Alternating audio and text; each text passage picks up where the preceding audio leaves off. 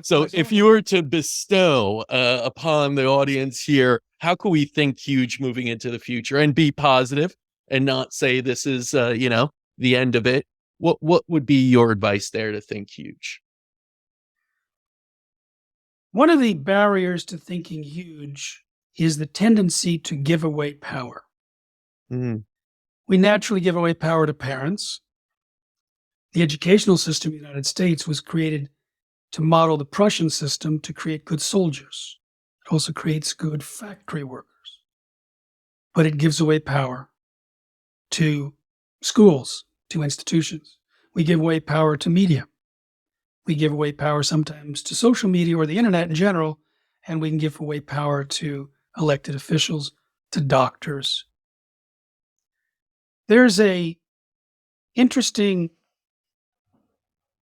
problem with the GMOs regulation around the world that follows the same train of thought.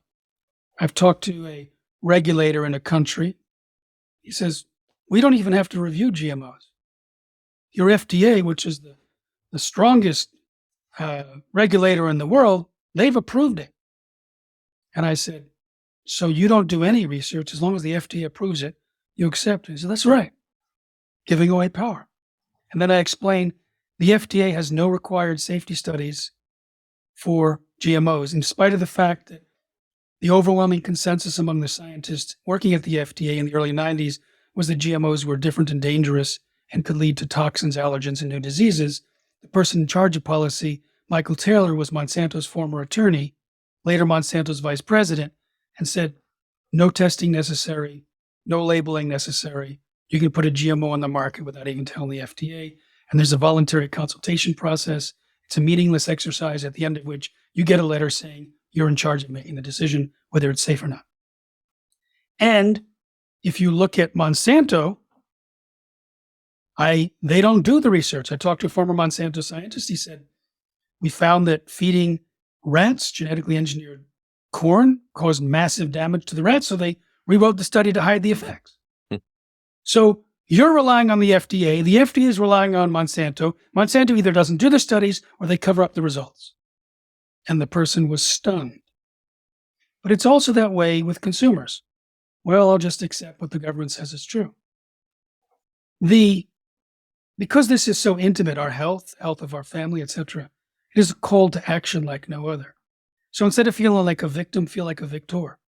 You can feel sad or angry. You can feel what you want from what we've talked about. But I suggest digesting it in such a way to create empowerment. Like, I'll choose what I consider food and not rely on the biotech industry or their enforcement wing in Washington. I will choose how I want to view the world, protect nature, deal with microbes, share information. The biotech industry has set up trolls to try and attack anyone that speaks against them. It's like, boom, I'll just take them out. I'll just delete that. I'm in charge. And there's something that happens where when we step into what it is we're here to do, we have individual missions and we go there, it's like we step above the glass ceiling, I'm not good enough, what will happen, what will people reject me and all that, to a kind of fearless place above the roof, where all of a sudden we're now part of the solution.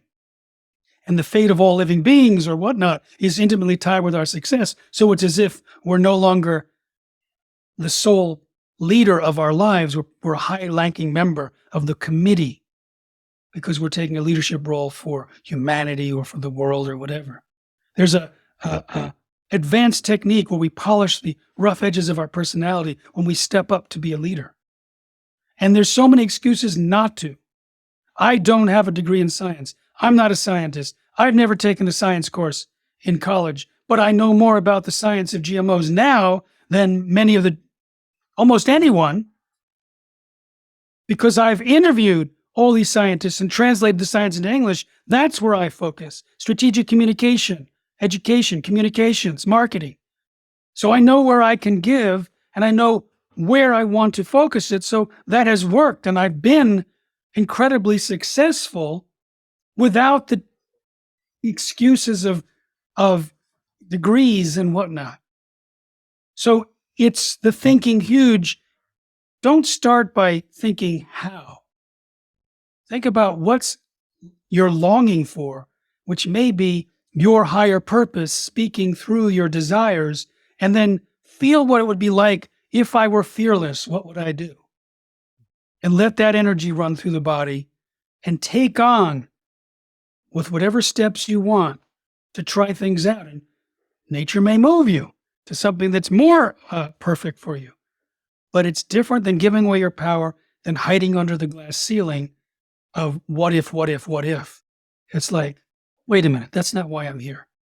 So there you go. That's I my best job. Best, No, I best answer right now. absolutely love that answer. Incredibly empowering. And I think that's what we need. Sometimes we do feel powerless in this world, when in reality, we have so much power within us to do so much and impact us and find that purpose.